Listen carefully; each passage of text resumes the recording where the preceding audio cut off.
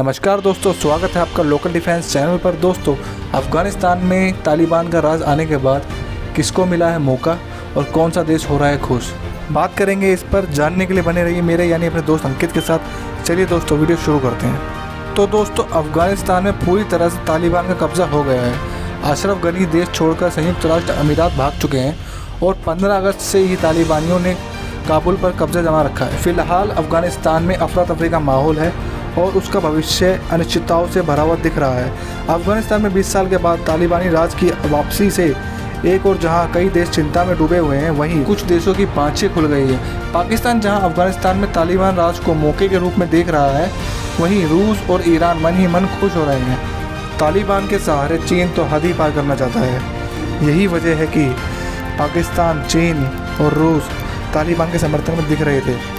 तो चलिए जानते हैं आखिर ये देश अफ़गानिस्तान में तालिबान राज की वापसी में इतने खुश क्यों हैं।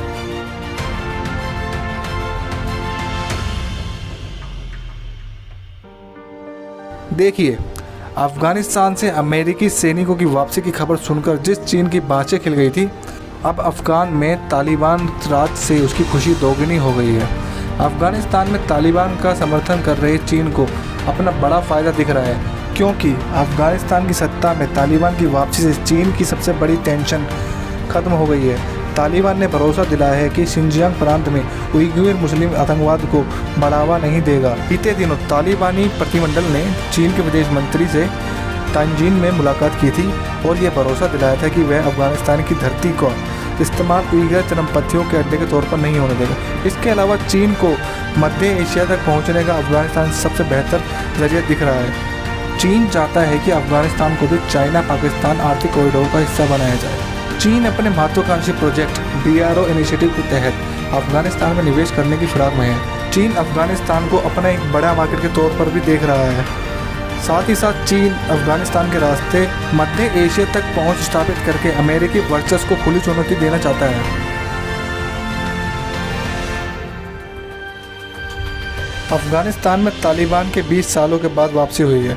पाकिस्तान इस मौके के रूप में देख रहा है और अफ़गानिस्तान में तालिबान राज से सबसे अधिक खुश वही नज़र आ रहा है और उसकी वजह है भारत, क्योंकि तालिबान एक आतंकी संगठन है और पाकिस्तान तो शुरू से ही आतंक को बढ़ावा देता हुआ आया है। ऐसे में पाकिस्तान की मंशा तालिबान की मदद से भारत के खिलाफ अफ़गान की धरती का इस्तेमाल करने की होगी। इसके अलावा पाकिस्तान की खुशी एक वजह से यह भी है कि भारत और अफ़गानिस्तान के रिश्ते काफ़ी बेहतर रहे हैं। ज़ाहिर तौर पर अशरफ गनी सरकार और भारत सरकार के बीच की नज़दीकियों से पाकिस्तान खुश नहीं था। लोकतांत्रिक सरकार रहते पाकिस्तान कभी अफ़गानिस्तान की धरती का इस्तेमाल भारत में आतंकवाद के लिए नहीं कर सकता था। इसलिए अब पाकिस्तान को वह मौका मिल गया है जिसकी ताक में वह दशकों से था।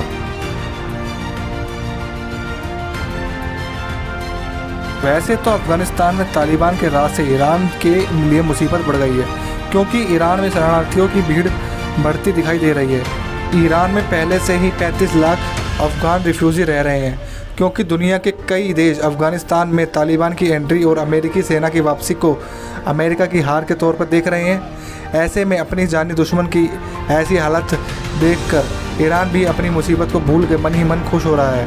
अफ़गानिस्तान में तालिबानियों का कब्ज़ा ईरान के लिए दुश्मन का दुश्मन दोस्त वाली स्थिति है। ईरान अब मान रहा है कि अफ़गानिस्तान में अमेरिका की हार हुई है और यही वजह है कि वह खुश है। साथ ही अमेरिका के जाने से सेंट्रल साउथ एशिया में जो ब्लॉक खाली हुआ है उसे चीन, पाकिस्तान और रूस के मिलकर भरने की कोशिश होगी। यही वजह है कि जब रविवार को तालिबान का काबुल पर कब्जा हुआ था तो ईरान ने कहा था कि अमेरिका की हार इससे स्थायी शांति की उम्मीद जगी है।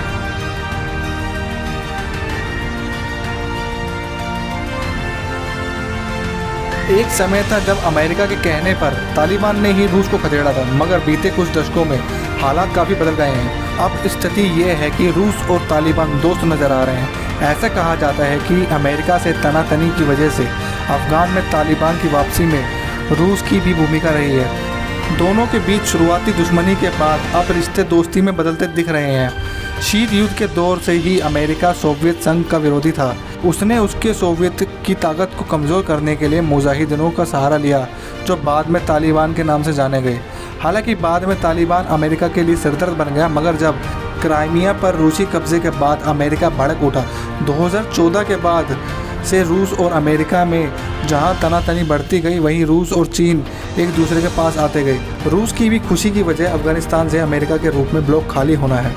साथ ही रूस भी यहाँ निवेश करने की मंशा रख रहा है। बाकी इस पर आपका क्या मानना है मुझे कमेंट करके बताइए। अगर वीडियो पसंद आई तो वीडियो को लाइक करें, शेयर करें और चैनल को सब्सक्राइब करना ना भूलें। धन्यवाद। आपका दिन शुभ हो।